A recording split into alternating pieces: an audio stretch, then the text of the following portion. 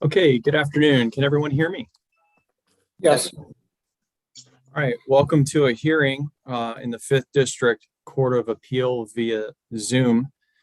We are here today on an order to show cause issued to Attorney Richard Wilson for why he should not be sanctioned for impugning the integrity of the judges on this panel. I'm Judge Eric Eisnagel. I'm presiding today.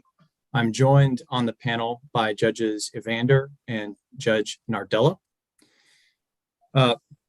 Just a little housekeeping item. The court has been having some technical difficulties with the internet today. So if anything happens with our connection, we'll deal with that as it comes. But just so that everyone knows, there have been some technical glitches today with our internet connection. Mr. Wilson, we received your written response to our order to show cause. And to open the hearing, I'll just give you an opportunity, if you would like, to make any other statements or address anything else other than your written response, which we have received and reviewed. I'll keep my remarks brief because I think I set out in the written response what my position is.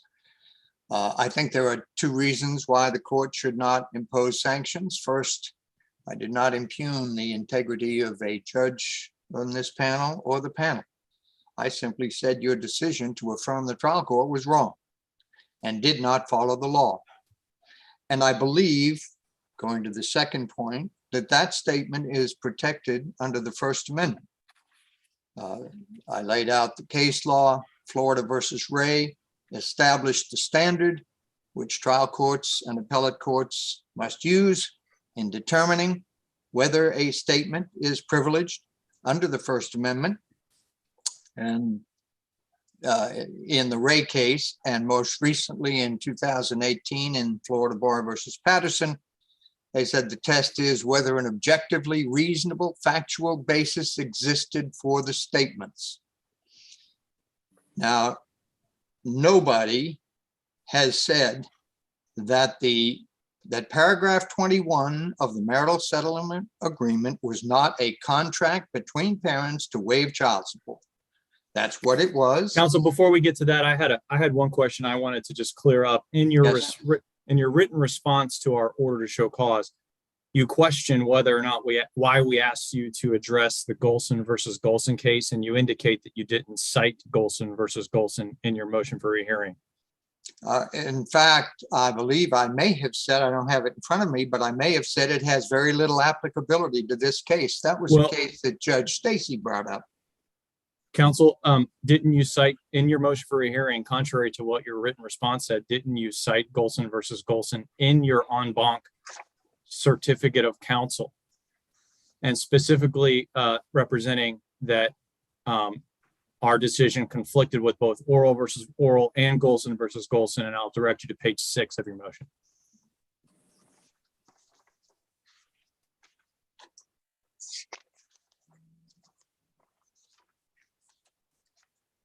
Excuse me.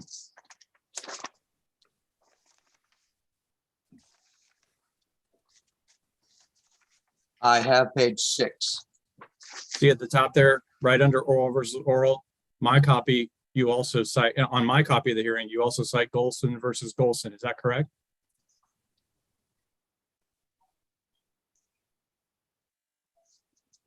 Not on page 6, Your Honor.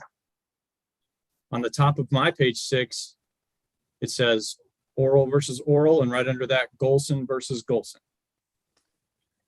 Are we talking about my written response? No, we're talking about your motion for rehearing. I'm sorry. I have the written response. Your written response says that you did not cite Golson versus Golson, but I'm now referring to your motion where indeed it appeared in my copy, you certainly did. In fact, you based your en banc request on Golson versus Golson. Page 6 of the motion for rehearing. I have it. So is that just so, I mean, am I missing something, or is your statement in your response that you didn't even cite Golson, is that incorrect? That may be incorrect. If I might, the trial court cited Golson as a case she referred to my position in the briefs was that Golson had very little applicability, if any, to this case. I think the critical case is oral, in which the court. Counsel, let me Yes. ask you this. When you say that, I take your comments to mean that you're saying that all you did was say that this panel got it wrong in the motion for rehearing, which every motion for rehearing I've ever seen says that in some way that the panel got it wrong. But how do you explain this statement, for instance, in your motion for rehearing? From the inception of this case in 2009, not a single court, including the panel in this case, has demonstrated any interest in the best interests of the children of these parties. I'm not exactly sure what you're asking, except that we know that Judge Cemento did nothing but sign an order that was sent to him. There was no inquiry in his court on the best interest of the children.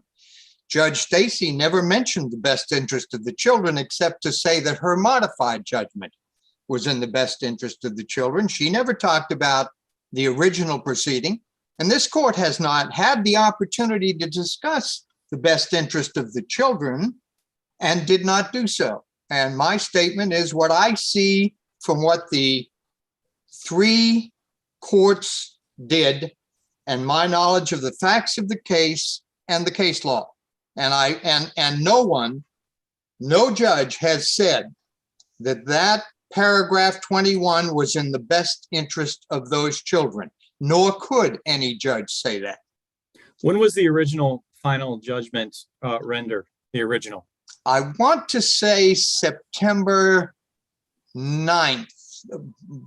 September 9th or 8th. It was September of 2004. 2004, many years ago, correct? Yes, sir. In your reply and in your response to this court's order to show cause, you did not address the argument raised in the answer brief, which is that, hey, there's a difference between a void marital settlement agreement and a void judgment. When you have a final judgment, there is a finality issue and a jurisdictional issue that does not apply to marital settlement agreements. You didn't address that argument in any of your responses. Would you care to address it now? Explain to us why you think that an issue in a marital settlement agreement makes the resulting final judgment that was rendered in 2004 void. Well, I'm not sure whether I'm being hyper technical. I have never challenged the final judgment. In fact, the overwhelming majority of the provisions in the final judgment are perfectly valid and were adhered to by the parties. Well, counsel, I'm not asking you about those. I'm asking you about the challenge you attempted to make in this appeal to the 2004 judgment. Paragraph 21. Of the judgment, yes. Correct. That's a void paragraph. Void, according to what oral said, because no one disputes. No. Counsel, didn't oral, first of all, that was in dicta. I've read oral several times. That statement was in dicta, but even if it wasn't, that was stating a marital settlement agreement would be void. It wasn't dealing with a final judgment, was it? I don't believe it was. And Okay. And I don't believe did you ever address the argument that was raised in the answer brief, which is that, hey, when you're dealing with a final judgment, it's a totally different ballgame because you have jurisdictional and finality issues involved that you don't have with a simple marital settlement agreement issue? Well, the marital settlement agreement was part of the final judgment. It was incorporated into the final judgment. Mm-hmm. And it is an unlawful provision. Nobody disputes that. Nobody.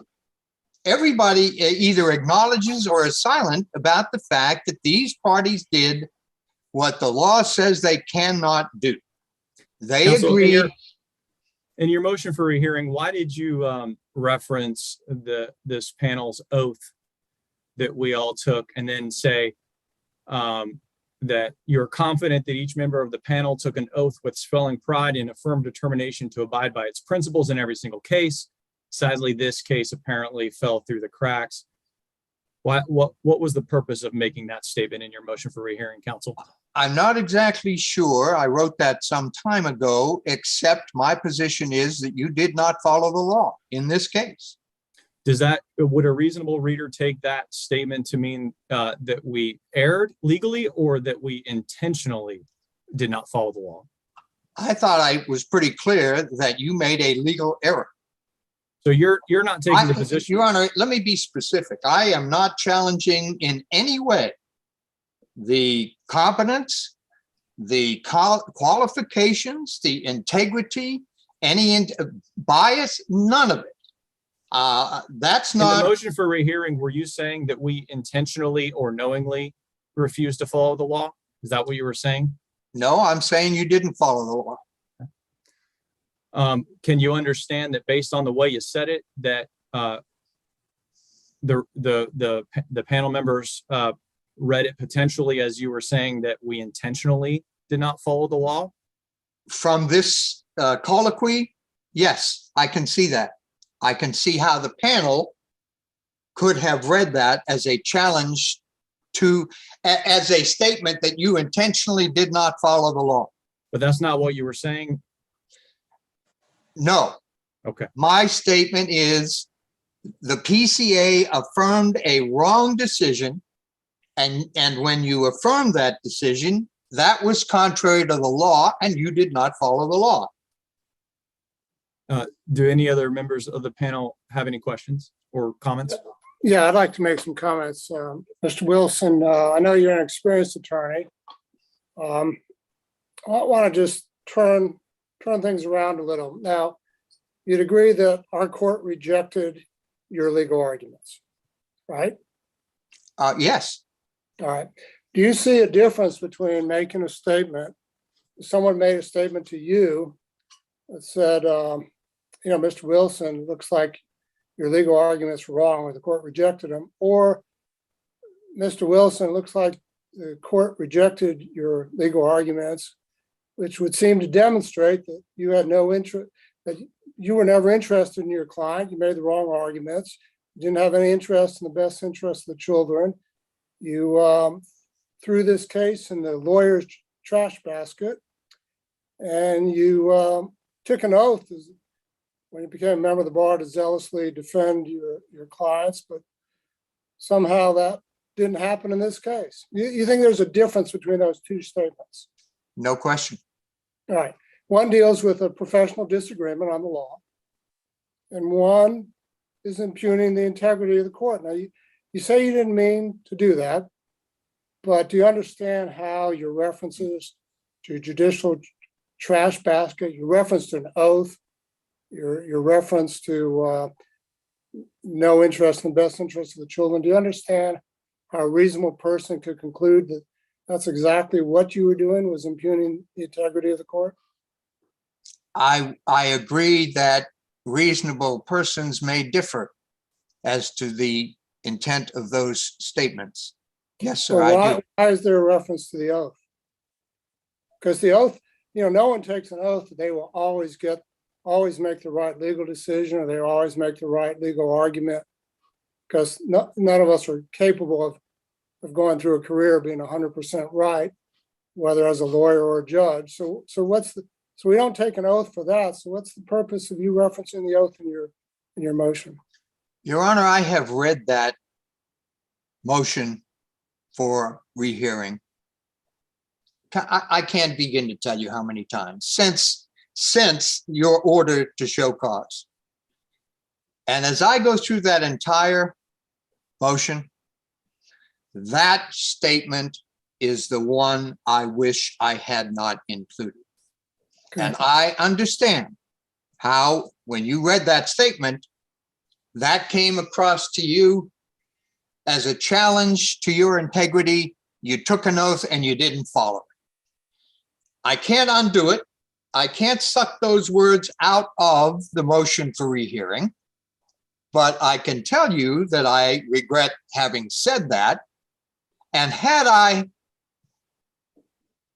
had an opportunity to think about it and rewrite it, I don't think that statement would have been in there. And for that, I apologize. Good. That reference to the oath not only did not add to the argument, but I agree that if they had said that about me, I would have said the same thing. What are they challenging me? They're saying I took an oath and violated. So I understand, and I'm sorry those words are in there. How I about, can't. how about judicial trash basket? Any regrets on that?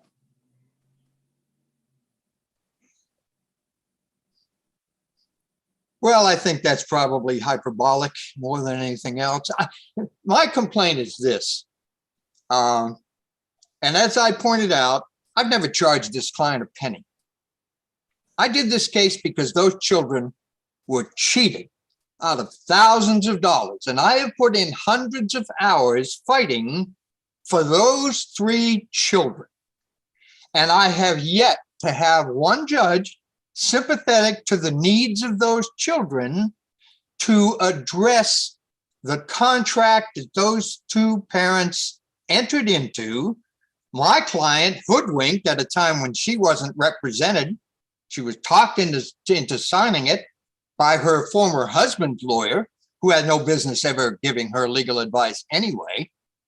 But that's my purpose in the case today. That's my purpose from this when it started. And I cannot tell you how frustrated I am that I have not been able to do anything about that money. Let me make a couple more comments and then let my colleagues finish. As Judge Eisnagel mentioned, we get motions for a hearing probably about half our cases. So I'd assume about 1,000 a year. And in some way or another say, panel, you got it wrong. That's fine. It's part of what happens in our system. And sometimes, occasionally we grant the rehearing because we reconsider. Now, the order to show cause hearings, we probably average, based on a motion rehearing, what someone says, a belief they crossed the line, about 1 a year.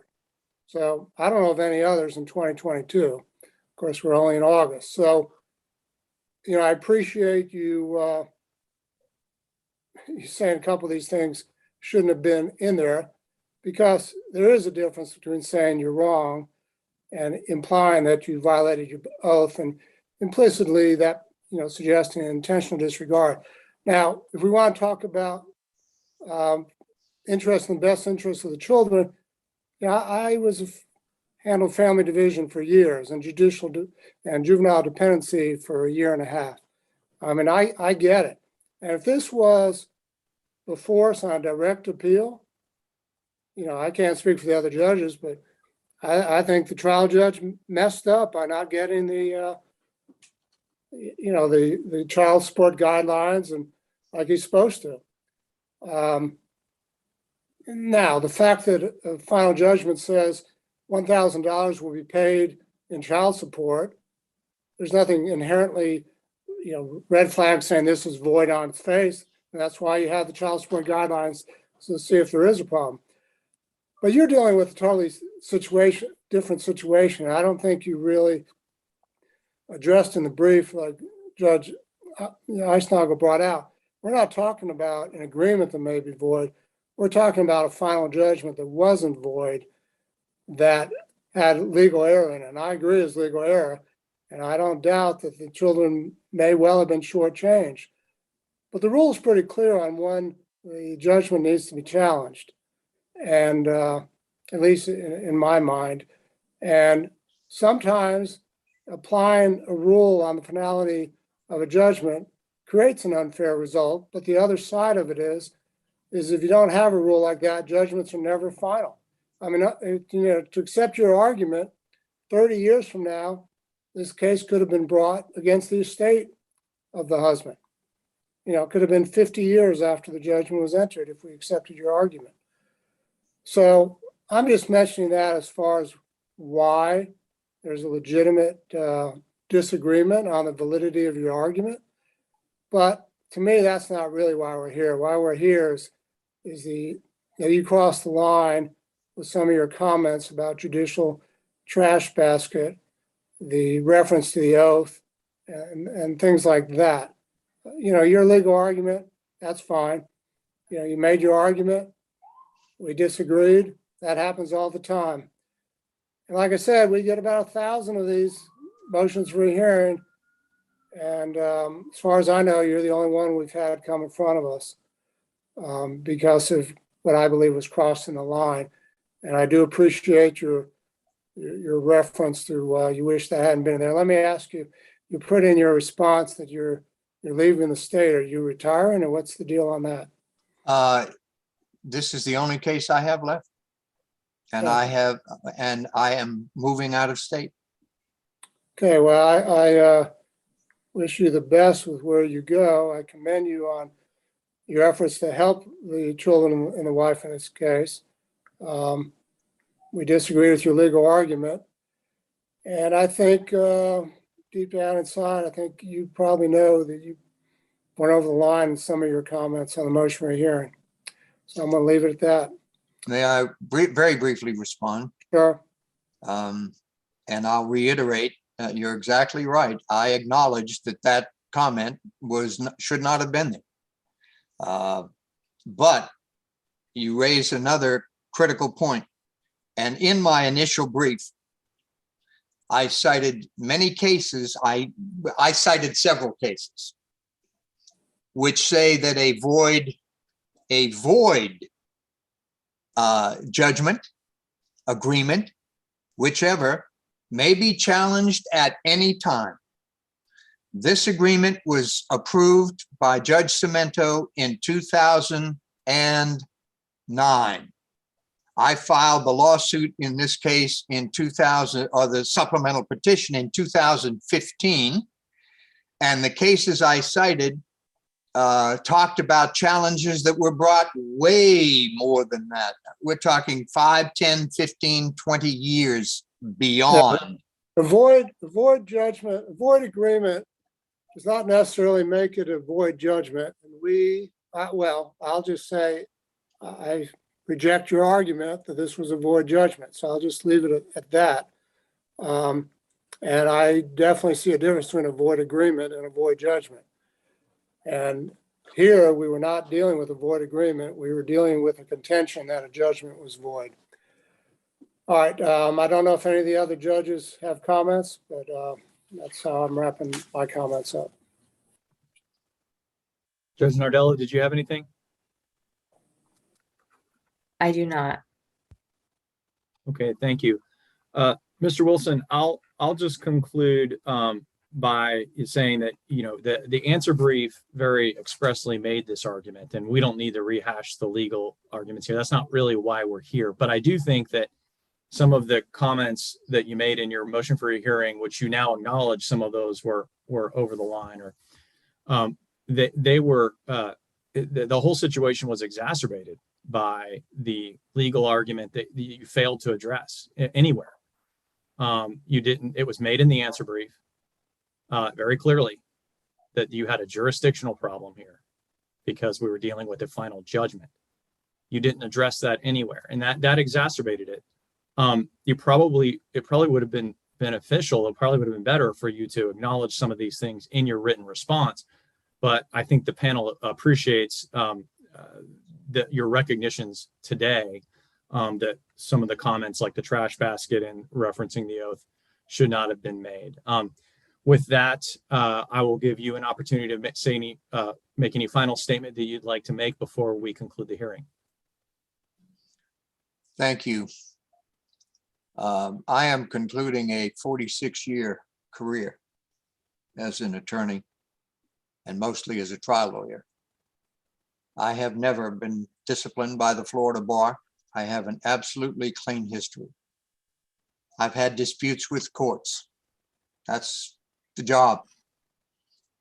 But my only interest in this case from day one, I've never charged a penny, has been in the best interest of those children to try to recover some money that I think, objectively speaking, they were cheated out of. I have not been successful in doing that, and for that I am extremely sad and frustrated and sorry. Okay, Mr. Wilson, thank you for that. And with that, the court stands adjourned.